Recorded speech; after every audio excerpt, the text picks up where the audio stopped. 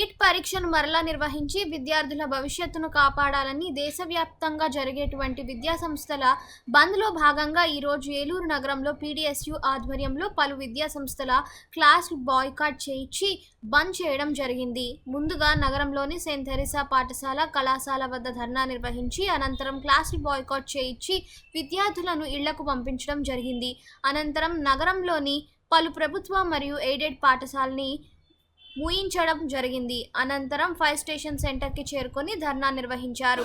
ఈ సందర్భంగా పీడీఎస్యూ జిల్లా అధ్యక్షులు కాకినాని మాట్లాడుతూ దాదాపు 30 రోజుల నుంచి దేశవ్యాప్తంగా పెద్ద ఎత్తున నీట్ వ్యవహారంపై చర్చ జరుగుతున్నా కానీ బీజేపీ మంత్రులు కానీ ఎక్కడా కూడా మాట్లాడలేని పరిస్థితి కొనసాగుతుందని నాని అన్నారు.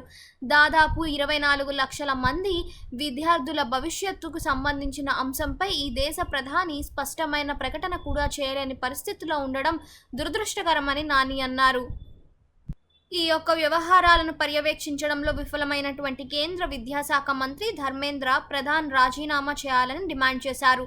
దీనిపైన పూర్తి స్థాయి న్యాయ విచారణ జరిపించడం ద్వారానే విద్యార్థులకు మరియు తల్లిదండ్రులకు న్యాయం జరుగుతుందని నాని తెలియజేశారు.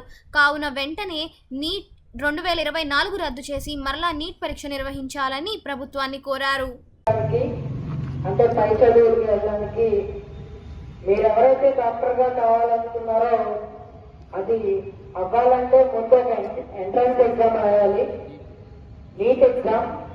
కానీ ఈరోజు ఎంత బాధాకరమైన విషయం ఏంటి అంటే ఆ నీట్ ఎగ్జామ్ లో కూడా దాదాపు 24 లక్షల మంది విద్యార్థుల యొక్క జీవితాలతో చెలగాటమాడుతున్న ఎన్టీఏ సంస్థ నీచంగా 30 లక్షల రూపాయలకి పేపర్ అమ్ముకొని ఎంతో మంది విద్యార్థుల జీవితాల్లో మట్టుకొచ్చిన సందర్భంగా ఈరోజు మన ఆంధ్రప్రదేశ్ రాష్ట్రమే కాదు దేశం మొత్తం కూడా కేజీ నుంచి పీజీ వరకు కూడా విద్యాసంస్థ